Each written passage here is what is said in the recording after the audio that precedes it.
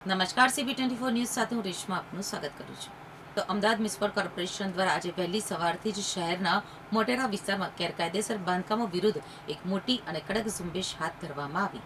અમદાવાદના મોટેરા ગામમાં આશારામ આશ્રમ પાસે આવેલા મકાનોના ગેરકાયદેસર ભાગને આજે એટલે કે 6 જૂન સવારે ડિમોલિશન કરવાની કામગીરી મ્યુનિસિપલ કોર્પોરેશનના પશ્ચિમ ઝોન દ્વારા કરવામાં આવશે. ચાંદખેડા પોલીસના બંદોબસ્ત સાથે મકાનોના ગેરકાયદેસર ભાગને તોડી પાડવામાં આવશે. મ્યુનિસિપલ કોર્પોરેશને ભાડું અને વૈકલ્પિક વ્યવસ્થા આપવાનું કહ્યું હોવા છતાં મકાનો ખાલી કરવામાં આવ્યા નથી. 17 મકાનોના ગેરકાયદેસર ભાગને તોડી પડાશે. મોટેરામાં એએમસીની ટીમ પહોંચતા જ ભારે વિરોધ જોવા મળી રહ્યો છે. સ્થાનિકો મકાનના દસ્તાવેજ લઈને રસ્તે ઉતરી ગયા છે.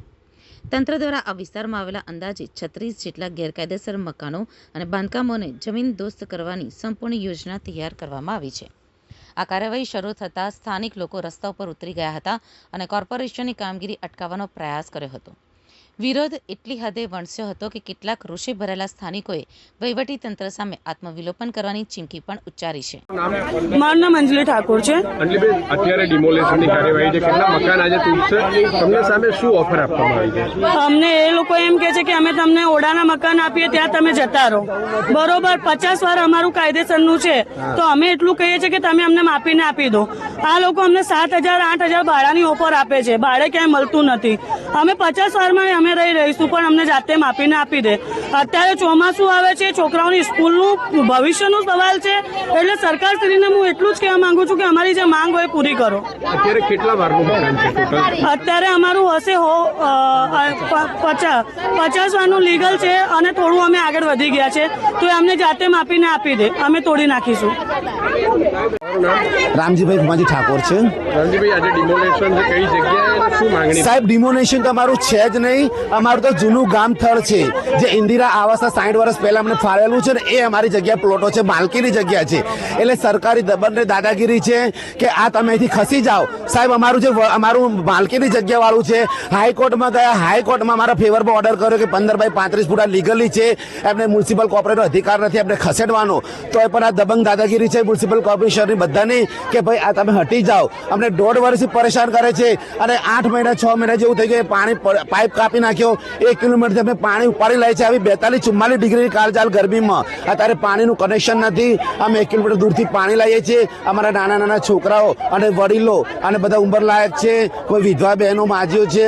અને આજ સરકાર એટલી દાદાગીરી છે કે તમે હટી જાઓ. ભાઈ, અમારે હટવું નથી. અમારે જે અમારું વળતર છે, જે પ્લોટ ભાઈ સરકારે ઇન્દિરાનું ફાળવેલું છે એ અમને વળતર, અમને પ્લોટ આપો, અમે પ્રેમથી ખસી જઈએ.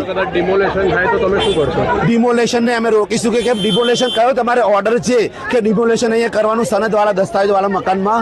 એવો ઓર્ડર લઈને આવો અમારી પાસે. હાઈકોર્ટનો અમારી પાસે ઓર્ડર છે. અમારું દસ્તાવેજવાળું 30 મિનિટ બાકી છે, શું કહેશો? નહીં, અમે અહીંયા મરી જઈશું પણ અમારું મકાન તોડવા નહીં દઈએ. હું મરી જઈશ, આખા પરિવારને અહીંયા મારી નાખીશ પણ મકાન તો નહીં તોડવા દઉં, નહીં તોડવા દઉં, નહીં તોડવા દઉં. આટલું બાથરૂમ જાય છે, આખું ઘર જોવો. ખાલી જેસીબી વડે પાછળ આવું ઘર નહીં પડી જાય. આ તાનાશાહી સરકાર છે. બેટી ભણાવ કશું કહું છું, મૂળ નહીં થતું. બેટી બનાવી દો. આ બનાવી દે. આવા ટાઈમે તો મકાન પાડી દીધું. એની એક્ઝામ હતી આજે બિચારીની. શું જાય બોલો?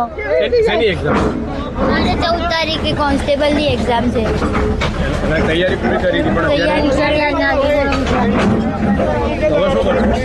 શું કરું સર? ભણવા માટે ક્યાંય જગ્યા નથી મારી જોડે. હું ક્યાં બેસીને ભણું? અમારું ઘરથી બેઘર કરતી ત્યાં રોડ ઉપર બેસીને હું ભણું. નહીં મળતું, કશું જ નહીં. શું કરવાનું? મારું ભવિષ્ય બરબાદ થઈને ચૂક્યું છે.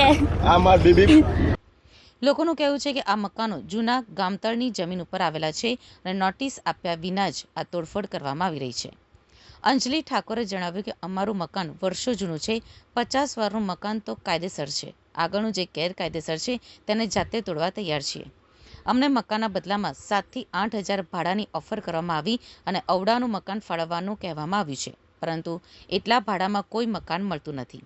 ચોમાસું આવી રહ્યું છે અને બાળકોની સ્કૂલો પણ ચાલુ થઈ રહી છે. અમે ક્યાં જઈશું? તો સ્થાનિકોના ભારે આક્રોશ અને કાયદો વ્યવસ્થાની સ્થિતિ ન બગડે તે માટે મોટેરા ગામમાં ચુસ્ત અને લોખંડી પોલીસ બંદોબસ્ત ગોઠવી દેવામાં આવ્યો છે. ડિમોલેશનની જગ્યા ઉપર કોઈ અપ્રિય ઘટના ન બને તે માટે 1 એસીપી, 5 પોલીસ ઇન્સ્પેક્ટર, 10 પીએસઆઈ અને 130થી વધુ પોલીસ કોન્સ્ટેબલોનો કાફલો સ્થળ ઉપર તૈનાત કરાયો છે. પોલીસના આ કડક પહેરા વચ્ચે કોર્પોરેશને જેસીબી મશીનો દ્વારા 36 ગેરકાયદેસર મકાનો તોડી પાડવાની ઓપરેશનલ કામગીરી શરૂ કરી દીધી છે. મોટેરા જૂના ગામમાં એએમસીની ટીમ પહોંચતા જ ભારે વિરોધ જોવા મળી રહ્યો છે. સ્થાનિકો મકાનના દસ્તાવેજ લઈને રસ્તા ઉપર ઉતરી ગયા છે. સ્થિતિ વણસા અધિકારીઓએ માઇકમાં એનાઉન્સ કરીને 30 મિનિટમાં મકાન ખાલી કરવાની સૂચના આપી હતી. સૂચના મળતા જ સ્થાનિકો વિફર્યા હતા. યુવકે કહ્યું, મારું બાથરૂમ સુધીનું ઘર જ પાડવાનું છે, પરંતુ જેસીબીથી તોડશે એટલે આખું ઘર પડી જશે. જૂના ગામ તળના મકાનોમાં વધારાનું કરેલું બાંધકામ તોડી પાડવા માટે ચુસ્ત પોલીસ બંદોબસ્ત સાથે જેસીબી લાવવામાં આવ્યું છે. મકાનો તોડી પાડવા માટેની કામગીરી મ્યુનિસિપલ કોર્પોરેશન દ્વારા શરૂ કરવાની તૈયારી શરૂ કરાઈ છે. આશરો છીનવાતા મા દીકરીની આશા પણ તૂટી ગઈ છે. નિરાશા ભરેલા સ્વરે એક માતા બોલી કે બેટી ભણાવો, કશું તંબુરો નથી થતું. આજે દીકરીની પરીક્ષા હતી અને મકાન તોડી નાખ્યું. દીકરીએ રડતા રડતા કહ્યું કે મારે 14મી તારીખે કોન્સ્ટેબલની એક્ઝામ છે, તૈયારી આખી પૂરી છે, હવે હું શું કરું? ભણવા માટે ક્યાંય જગ્યા નથી મારી જોડે, હું ક્યાં બેસીને ભણું? અમને બેઘર કરી દીધા, તો શું હું રોડ ઉપર બેસીને ભણું? મારું ભવિષ્ય આખું બરબાદ થઈ ગયું છે.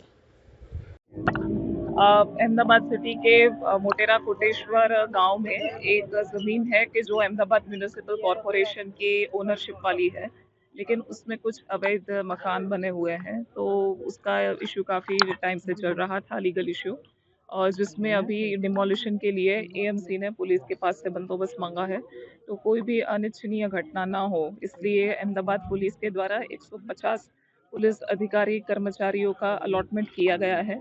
उसके अलावा अभी भी जितने रेसिडेंट्स हैं उसमें से काफ़ी सारे लोग मकान खाली कर चुके हैं, लेकिन काफ़ी सारे लोगों का मकान खाली करना बाकी है. तो अनाउंसमेंट की जा रही है, उनको पूरा समय दिया जा रहा है कि वो टाइम में अपना मकान खाली कर पाए. उसके अलावा मकान खाली कर पाए इसलिए मजदूरों की और सामान की हेरफेर के लिए ट्रक की भी व्यवस्था की गई है कि उनका सामान पैक करके ट्रक में डाल के उनको जहाँ पे पहुँचाना है वहाँ पे पहुँचा दिया जाए.